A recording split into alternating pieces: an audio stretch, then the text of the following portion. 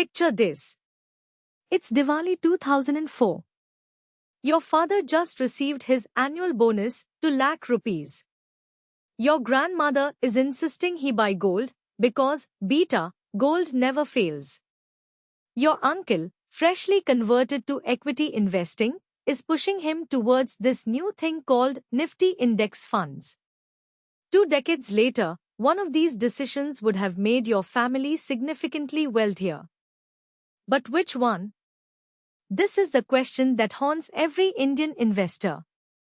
We worship gold at temples, gift it at weddings, and pass it down generations. But we've also watched the stock market create unprecedented wealth. The argument at every family gathering remains the same: gold versus stocks. Your parents trust gold. Financial influencers swear by equity. But here's the problem: everyone quotes random years, cherry-picked data, and emotional arguments. Nobody shows you the complete picture. Today, that changes. We are going to settle this debate once and for all with 20 years of actual data from 2004 to 2024. We'll track every rupee, account for every cost, adjust for inflation, and factor in taxes. No opinions. No emotions. Just pure, brutal mathematics. And I promise you, the answer will surprise you. It surprised me when I first crunched these numbers. Whether your family is team gold or team equity, you need to watch this till the end. Because what you discover today might completely reshape how you build wealth for the next 20 years. Let's dive into the numbers. Let's start with gold, India's favorite asset. In January 2004, 10 grams of 24-karat gold cost approximately 5,800 rupees. Fast forward to January 2024, and that same 10 grams costs over 63,000 rupees. That's a staggering 10 times increase. Sounds incredible, right? Hold that thought. Let me give you the exact CAGR, compound annual growth rate. Gold delivered approximately 12.5% returns annually over these 20 years. Impressive by any standard. But here's what most people miss: gold's journey wasn't a smooth upward line. From 2004 to 2012, gold was absolutely unstoppable. The global financial crisis of 2008 sent investors rushing to safety. Gold prices nearly quadrupled in this period alone. Your grandmother looked like a genius. But then came the correction. From 2013 to 2019, gold prices barely moved. In fact, if you had bought gold in 2012, you would have waited nearly 7 years just to break even. 7 years of your money sitting idle while inflation ate into its value. Then COVID happened. Global uncertainty, massive money printing, and fear drove gold prices up again. 2020 to 2024 saw another spectacular rally. So here's the pattern: gold performs brilliantly during crisis and uncertainty. During stable economic growth, it underperforms badly. This emotional connection we have with gold? It actually matches gold's behavior. It's a fear asset, not a growth asset. Remember this distinction, because it completely changes how you should think about gold in your portfolio. The 12.5% CAGR hides these wild swings that tested investors' patience multiple times. Now let's look at the other side, Nifty 50. In January 2004, Nifty 50 was trading around 1,800 points. By January 2024, it crossed 22,000 points. That's roughly a 12 times increase. The CAGR? Approximately 13.5% annually. 1 percentage point higher than gold. But wait, that's not the complete picture. Nifty 50 companies paid dividends. When you add dividend returns, the total return CAGR jumps to approximately 15%. That extra 1.5 to 2% annually might seem small, but compounded over 20 years, it's massive. Let me show you what this means in actual rupees. If you had invested 1 lakh rupees in gold in 2004, by 2024 you'd have approximately 10 lakh rupees. The same 1 lakh in Nifty 50 with dividends reinvested? Nearly 16 lakh rupees. That's 60% more wealth from the same starting amount. But equity investors faced their own nightmares. The 2008 crash saw Nifty fall over 60% in months. Your 1 lakh became 40,000 on paper. The 2020 COVID crash saw a 40% drop in just weeks. These weren't just numbers, real people panicked and sold at the bottom, locking in losses forever. Here's the critical insight. Nifty's higher returns came with significantly higher volatility. Gold never fell 60% in a year. This volatility is the price you pay for higher long-term returns. The question isn't which asset is better. It's which asset's behavior matches your temperament and goals. And as we'll see, the smartest investors use both strategically. If you've decided gold deserves a place in your portfolio, you face another crucial decision: how to own it. Let's break down all three options with actual cost comparisons. Physical gold seems straightforward. You buy jewelry or coins, store them safely, done. But the hidden costs are shocking. Making charges on jewelry range from 8 to 25%. That means your 1 lakh gold purchase immediately becomes worth only 75 to 92,000 in actual gold value. When you sell, you lose another 2 to 5% to the jeweler. Storage means either bank lockers costing 3 to 10,000 annually, or home storage with theft risk. And if you're buying more than 2 lakh rupees worth, you need proper documentation and face capital gains tax. Gold ETFs solve many problems. You buy them like stocks, no making charges, no storage headaches, and highly liquid. The cost? Expense ratios of about half to 1% annually, plus you need a demat account. But here's the hidden trap. Gold ETF returns are taxed as capital gains without indexation benefit if held less than 3 years. Even after 3 years, you pay 20% tax with indexation. Now, sovereign gold bonds, the government's masterstroke. You get the gold price appreciation plus 2.5% annual interest. If held till maturity of 8 years, capital gains are completely tax-free. You're essentially getting free returns on top of gold's natural appreciation. The catch? Lower liquidity and lock-in period of 5 years minimum.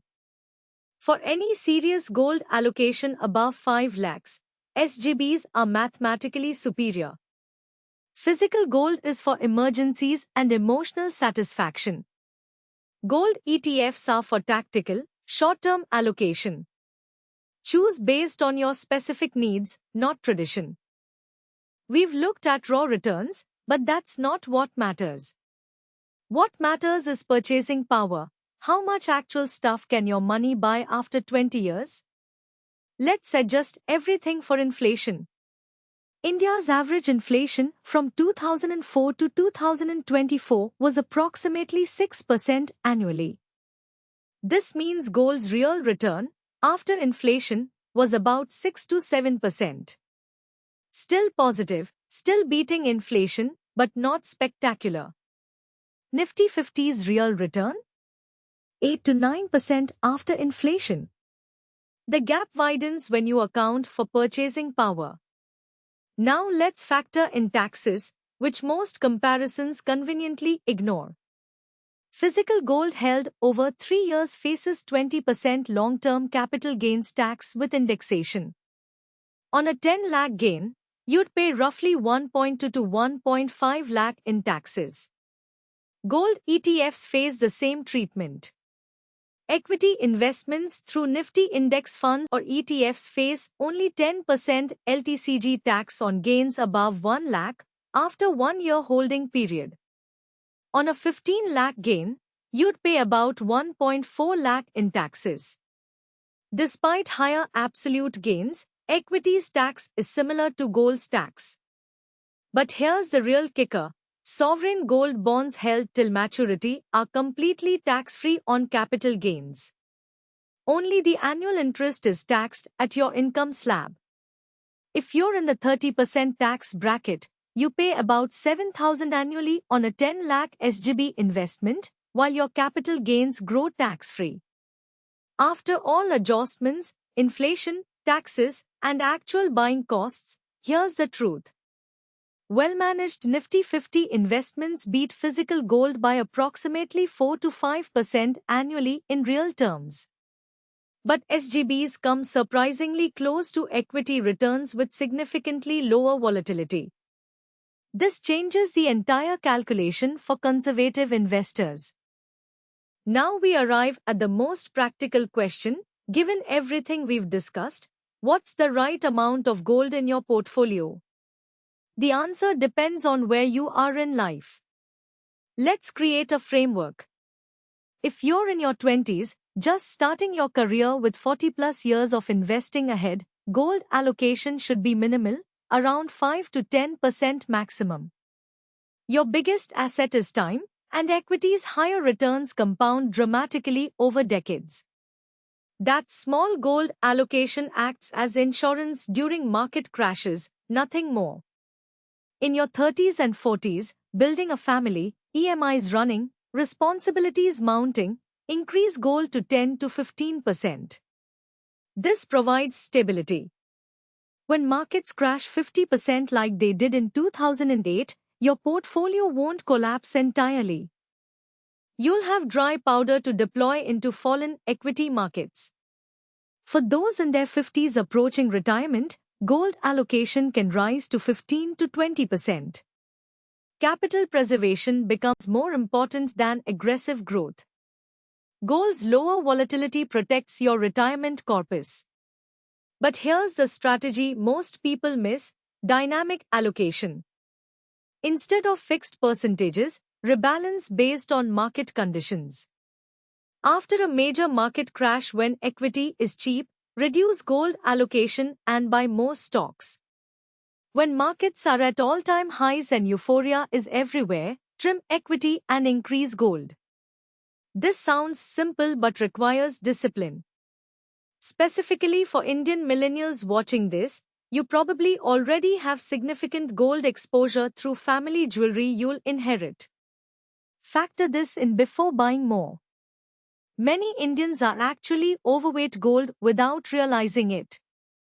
My recommendation for a typical 30-year-old first-time investor: 85% in equity through index funds, 10% in SGBs, 5% in emergency physical gold.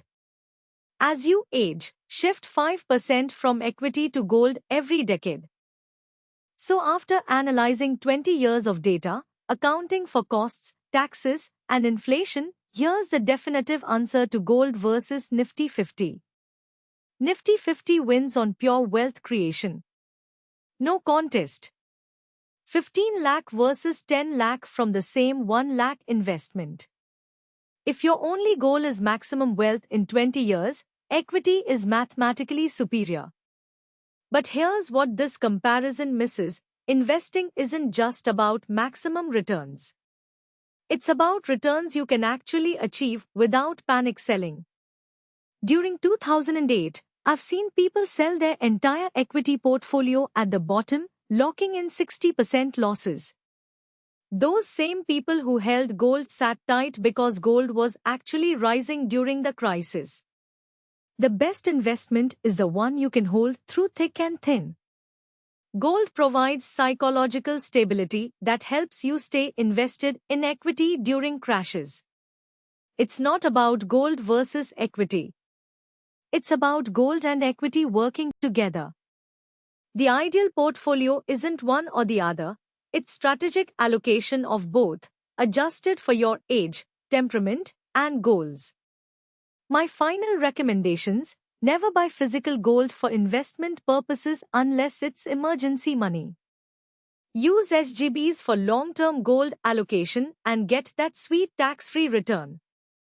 Keep equity as your primary wealth-building engine through low-cost index funds.